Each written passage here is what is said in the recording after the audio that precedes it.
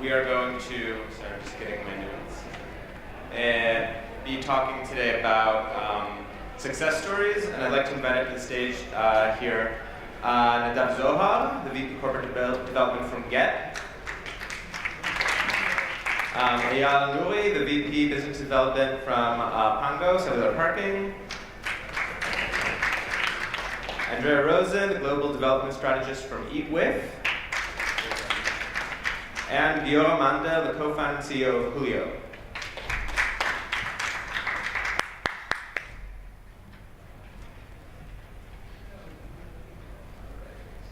Is Giora here? Yes. Great. Well, thank you everybody for coming and being on this panel. So first, just a quick overview. I wanted to know if you could each go down the line, introduce yourselves, tell us a little bit about your companies, and they're companies that maybe not would be thought of as tourist companies per se. So can you explain what your company's relationship is to tourism? Hi, I'm Nadav Zohar, VP Corporate Development at Gett. Gett, formerly Gett Taxi, is a technology platform that balances between supply and demand of all your transport needs, whether it be transporting yourself, goods, products, services. And we today move around tens of millions of people every quarter. And we're present in global locations. We cover all of the UK, all of Russia, New York, and all of Israel. We transport people from A to B, we transport packages and services from A to B, and we provide some of that service to tourists who roam between our different locations. We have partnerships in place to actually do roaming partnerships with others. So Chinese people coming to New York, Chinese people coming to London will be able to use their native app to actually transport them from A to B. The relevance to tourism is that it gives you a peace of mind. And if you want to book a ride today with some of our partners, or in future with some of our partners on programs that we work today, booking with Expedia or Dakar Tishiktesh or anyone, you will be able to actually book a ride from your house to your end destination rather than just book a hub-to-hub journey. That gives you certainty, peace of mind, and as a positive reinforcement for your existing trip, would give you, again, peace of mind to do your next trip without that essence. I wouldn't say it creates tourism, but it gives positive reinforcement for tourists who have a seamless, trustworthy experience with their home native app, in being able to use a professional driver to take you from A to B. All right, great, thank you. Yeah? Hi, my name is Eyal Nouri. I'm in charge of the development of Pango abroad. In Israel, we are one of the most, favorite application that every Israeli is using. We started from OnStreet. Today we have more than 1.3 million drivers using our app daily basis. We are considering to the world, we are one of the biggest mobile payment platform. We expanded. We are not only staying on-street parking, but we're doing a lot of off-street and other services to the driver, such as insurance, car wash, tow truck, car care, and many other services. We are not staying only on the app. Today we are actually connecting ourselves to the new trend of what we call connected cars. There's more than 20,000 cars nowadays traveling in Israel with the app installed in the car. And one of the things that we are aiming is that when tourists come to Israel, you will get a rental car with the app inserted inside, so you can go and park anywhere without the hassle of thinking where should I buy coins or where should I pay and what is the parking policy. You can navigate himself anywhere using what you're calling a parking locator. So for example, if I want to go somewhere today, normally what you are doing, you are typing your destination address in the navigation system and you're traveling, reaching your destination point, and from there you start looking for parking. we are going to change the way people are using that. So you type your destination address in our app, then we'll tell you where is the parking, and then we will open the navigation system where we are replacing your destination address with the parking destination address. You will go, park, pay with us, and go to your meeting very easy and very fast. I can talk more about Tango, but That's a great start. I will stop here. Hi, I'm Andrea Rosen, and I'm the head of global strategy and development at EatWith. EatWith is a global community of passionate home cooks, and they open up their tables to give unique dining experiences. Besides the fact that it's disrupting the dining industry for the last 3 years, it's also the perfect application for travelers in terms of food. It's a very personalized, curated experience for travelers to get to know a country and its culture through food.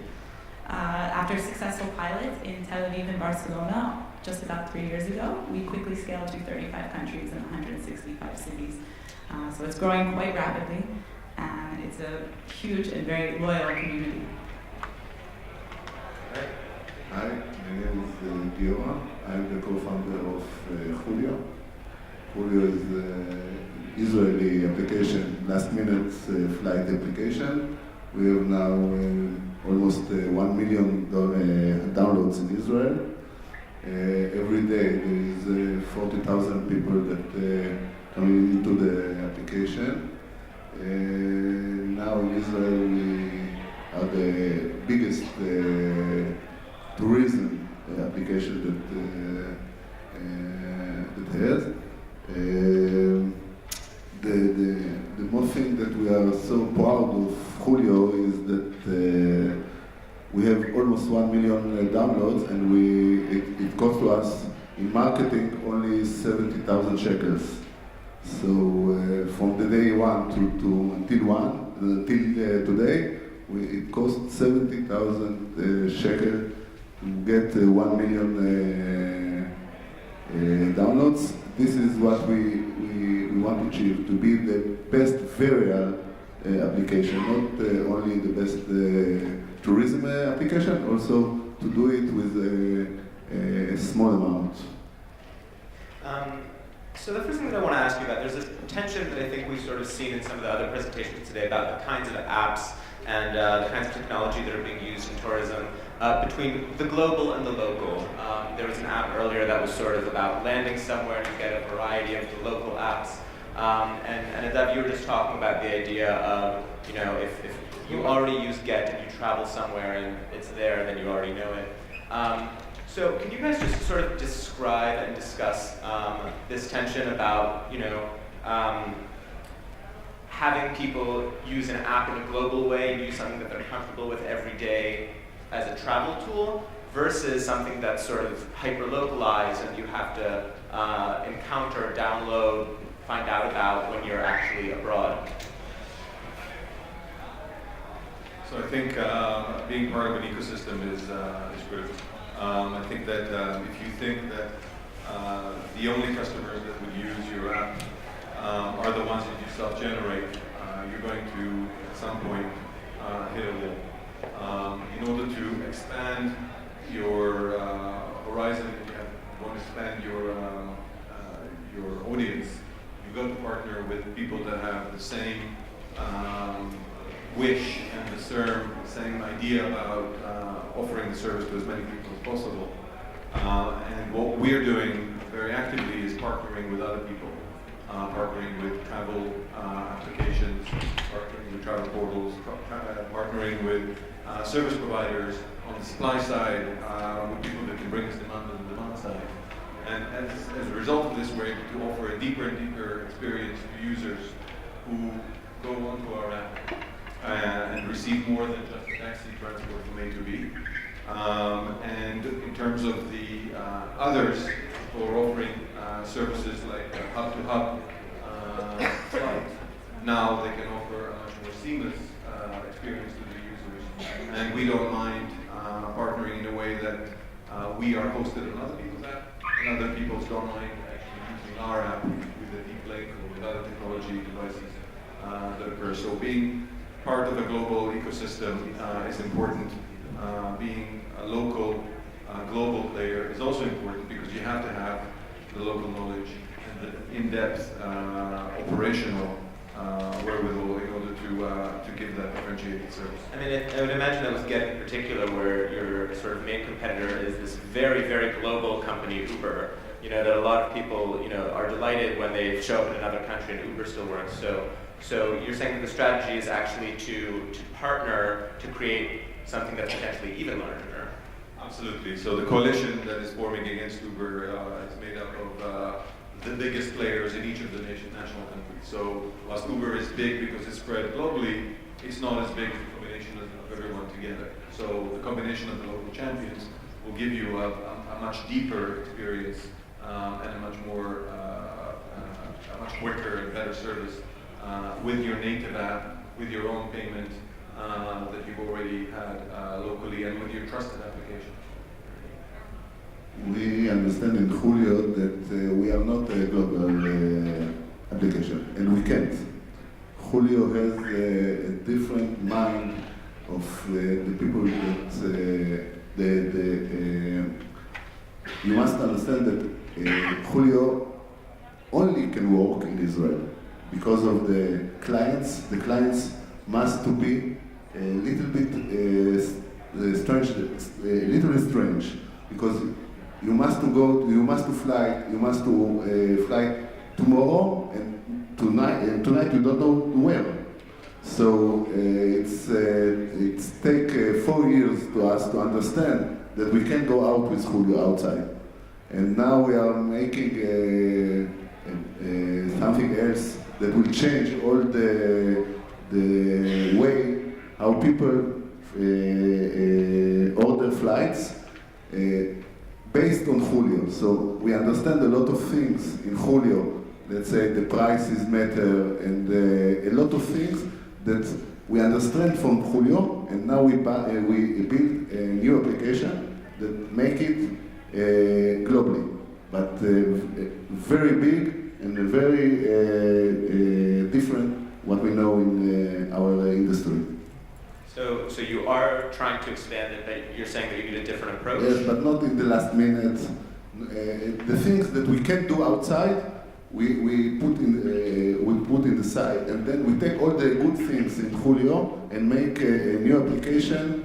2 months from now, it will be in the air with a new technology that will be the thing in global tourism. For Eatwith, we knew right from the beginning that this was going to be a global entity. The whole point was to connect people all over the world to each other. And this is the only way this type of application works. I mean, I think it really depends on the product completely, on whether it needs to be localized or not. From the very beginning, even starting in Israel, it was only in English. There was nothing in Hebrew. So this right away made it very international. And I think that eventually, if you want to get more localized, you have to make sure it's in every language. But right now, I think for us especially, moving forward and being for travelers, that English was the key to making it global right away.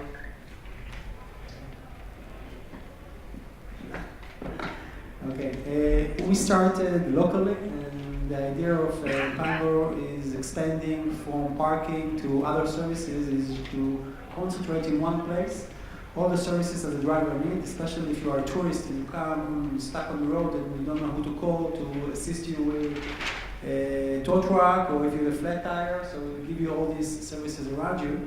Going globally, we just started recently, and the concept is different from country to country, because there are some countries like Israel where most of the parking is on street, but other places most of the parking is off street, due to security reason or due to no place actually to park, so people are building a parking lot. So going global is a bit different from country to country, but eventually, since you use one credit card and you use it everywhere, it's a mobile app for mobile payment solution, so you want to use the same payment solution when you're going abroad, and Right now, the world is not ready yet, but I believe in few more years, you will use the same parking app everywhere, like you use the same wallet everywhere. So is that something that might be more attuned to maybe, we don't think that much of domestic tourism in Israel because Israel is so small, but if you're thinking about the US and if someone's going on a road trip or something like that, that might be more applicable than say someone going to another country and go backpacking. I would not say it's for road trip because normally there's a lot of place to park when you're outside of the roads. But if you go to, as a business person, you go to some cities, then you'll be using that. Okay. Are there any trends that you guys are seeing in the tourism market as successful companies that are navigating it right now? What are you seeing as the trends, and what are the obstacles that are coming alongside them?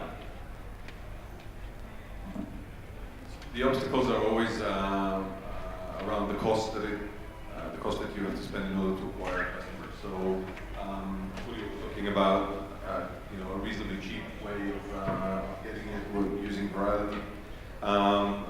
When you get to scale and when you get beyond, it becomes expensive and costs increase. So you need to find new and innovative ways to acquire more and more customers in order to be real global and to generate that demand.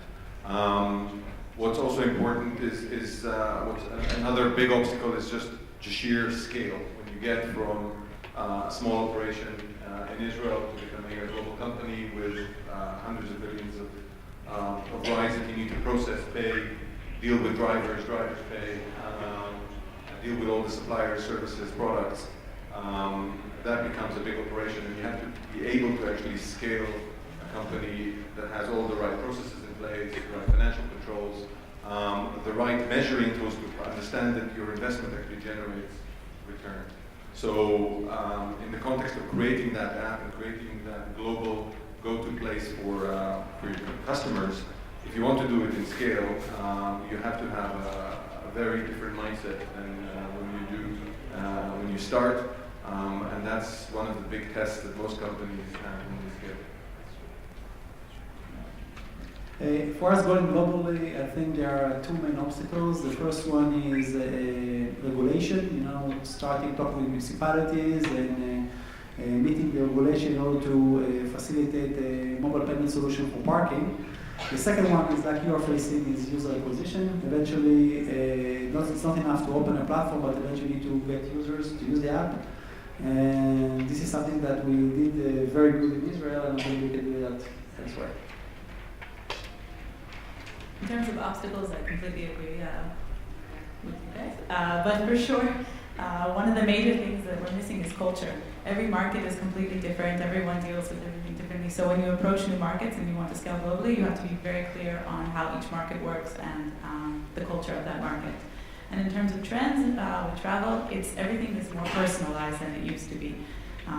Big groups are just not as sexy anymore. It's not as fun anymore. Everyone wants to have that adventure, but to do it comfortably. So this is what these apps are all about now. Apps like us that provide you a very personalized food experience in a home, or Airbnb where you're in a home, or things like this, that everything is more personalized and still yet comfortable at the same time. In flight industry, the trends are to fly cheap and flexible. This is the users are more flexible than they was 2 years ago. They can, if the price is good, they fly everywhere and every time.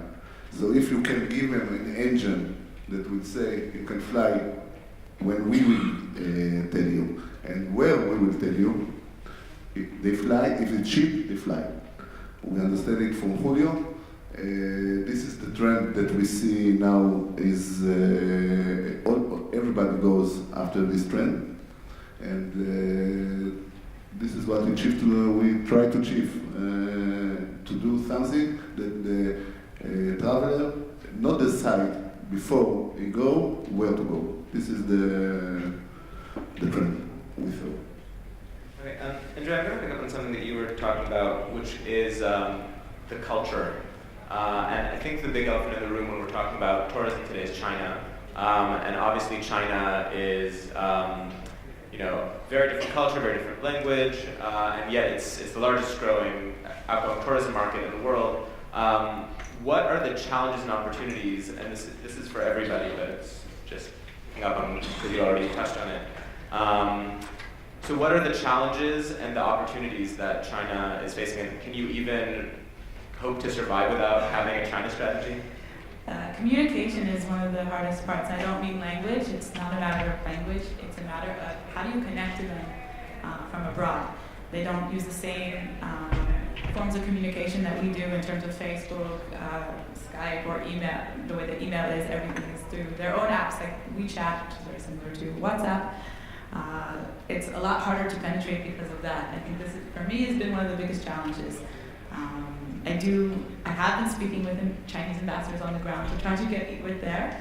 Right now, they're actually, because it's so big and because it's so fast growing, they're making a lot of their own copycat apps of almost every major app out there.